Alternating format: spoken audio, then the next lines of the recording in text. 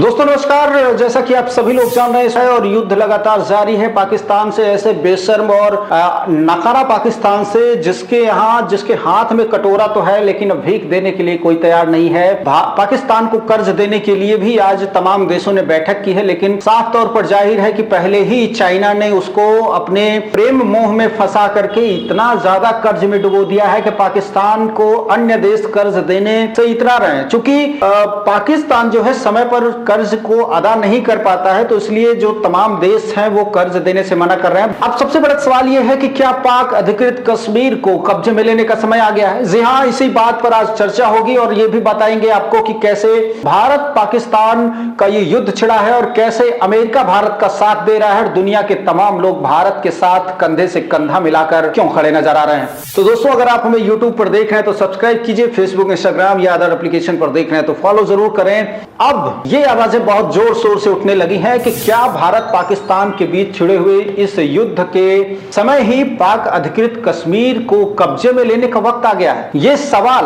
भारत में हमेशा संसद से लेकर सड़कों तक उठता रहा है। तमाम राजनेता से लेकर के विपक्ष के नेताओं ने इसे उठाया है और भारत की जो मौजूदा सरकार है यानी कि नरेंद्र मोदी सरकार ने इस संकल्प को कई बार दोहराया है। तो क्या अब वक्त आ गया है पाकिस्तान को अपने कब्जे में लेने का?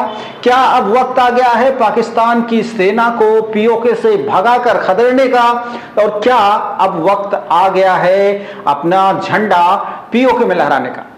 जिस तरह से अमेरिका ने भारत का समर्थन किया है, उसने साफ तौर पर कहा है कि आतंकवाद के मुद्दे पर पाकिस्तान को कोई सहयोग नहीं मिलेगा और किसी भी तरीके का जो है आश्वासन पाकिस्तान को अमेरिका की तरफ से नहीं मिल रहा है। साथियों, इससे पहले बालाकोट एयर स्ट्राइक किया गया था। बालाकोट एयर स्ट्राइक के दौरान भी डोनाल्ड ट्रंप अमेरिका के राष्ट्रपति थे। भारतीय सेना ने 100 किलोमीटर के अंदर घुसकर आतंकियों को सबक सिखाया था और इस बार ऑपरेशन सिंदूर किया गया, जिसमें कि भारतीय सेना ने किसी भी अंतर्राष्ट्रीय मानकों का उल्लंघन किए बगैर अपने ही सीमा रेखा में स्थित होकर के उसने पाकिस्तान के 9 आतंकवादी ठिकानों को नष्ट नाबूद कर दिया, तबाह कर दिया। और इसके बाद से बिलबिलाए पाकिस्तान ने जब पूरे दुनिया में उसका चरित्र उजागर हो गया तो उसने अघोषित युद्ध भारत के ऊपर थोप दिया। ऐसे में साफ तौर पर जाहिर है कि अमेरिका से लेकर के रशिया और तमाम जो अन्य कंट्रीज हैं उन्होंने खुलकर भारत का समर्थन किया है और साफ तौर पर जाहिर है कि अब यह सवाल उठना शुरू हो गया है कि क्या पीओके को भारत में मिलाने का वक्त आ गया है। जब बालाकोट एयर स्ट्राइक हुआ था उस वक्त अमेरिकी राष्ट्रपति डोनाल्ड ट्रंप ने भी पूरी तरीके से ये कहा था कि आतंकवाद के मुद्दे पर पाकिस्तान को सहयोग नहीं दिया जाएगा। और अब जब इंडिया ने ऑपरेशन सिंदूर चलाया तब भी डोनाल्ड ट्रंप अमेरिका के राष्ट्रपति हैं और उन्होंने आतंकवाद के मुद्दे पर साफ तौर पर भारत का समर्थन किया है, पाकिस्तान को अलग थलग और आवारा बनाकर छोड़ दिया है। आपको बता दें कि पाकिस्तान कई सारी मुश्किलों में इन दिनों घिरा हुआ है। उसमें जो है सबसे बड़ा मुश्किल है आर्थिक मोर्चा। आर्थिक मोर्चा इसलिए कह रहे हैं क्योंकि चाइना ने उसको इतना ज्यादा कर्ज में डुबोया है जिसकी कोई उम्मीद नहीं है। वो चाहकर भी समय पर उनकी अदायगी नहीं कर पा रहा है, जिसकी वजह से अन्य देश उसको कर्ज देने से साफ मना कर रहे हैं। अंतर्राष्ट्रीय मुद्रा कोष ने जो है लोन की किस्त मांगनी शुरू कर दी, तो ऐसे में पाकिस्तान और भी ज्यादा परेशान हो उठा है क्योंकि इस वक्त युद्ध के कगार पर है। गृह युद्ध जैसे हालात पाकिस्तान में अंदर बने हुए हैं। इसके अलावा बलूचिस्तान के विद्रोहियों ने उनका जीना हराम कर दिया और ऐसे में अब अंतर्राष्ट्रीय मुद्रा कोष ने ये अपनी किस्तों को पाकिस्तान से मांग कर एक और उसके ऊपर प्रेशर और बर्डन डाल दिया है। तो आतंकवाद की कमर तोड़ने में भारत के साथ पूरी दुनिया एक साथ है। आपको बता दें कि 1971 में भारत की सैन्य ताकत ने जिस तरह से पाकिस्तान के टुकड़े किए थे, उसी ताकत के साथ अब पीओके वापस लेने का वक्त आ गया है। पाकिस्तान बहुत लंबे समय से भारत में उपद्रव फैलाने के लिए पाक अधिकृत कश्मीर की जमीनी ट्रेनिंग कैंप चलाने के लिए आतंकवादियों को दे दिया है, लेकिन 7 मई को भारतीय सेना ने पीओके के कोटली मुजफ्फराबाद स्थित आतंकी कैंपों पर स्ट्राइक चलाकर उसे खत्म कर दिया। अब कोटली के मरकज अब्बास में हरकत उल मुजाहिदीन का अड्डा था, तो वहीं मस्कार रहील शाहिद में बंदूक चलाने की ट्रेनिंग दी जाती थी, जबकि मुजफ्फराबाद के सवाई नाला कैंप में लश्कर तैयबा को और सैयदना बिना मार्केस के जैसे मोहम्मद का अड्डा था। इन आतंकी अड्डों से न केवल जम्मू कश्मीर बल्कि भारत के अंदर भी दहशत फैलाने का काम पाकिस्तान करता था। ऑपरेशन सिंदूर को अमेरिका ने पूरी तरह से समर्थन दिया है। अब इस अभियान को यह कहा है कि 22 अप्रैल को पहलगाम में हुए आतंकवादी हमलों के जवाब में जो ये भारत ने आतंकियों के कैंप नष्ट किए हैं, और इसमें ब्रिटेन, फ्रांस, इजराइल, नीदरलैंड और अमेरिका समेत तमाम यूरोपीय देशों ने भारत के पक्ष में आतंकवाद के खिलाफ समर्थन दिया है। अब यह कहा जा रहा है कि क्या इसी समय पीओके पर जो है भारत को कब्जा कर लेना चाहिए। यह बहुत अहम सवाल बन गया है। भारतीय सेना पूरी तरह से तटस्थ और तैयार है।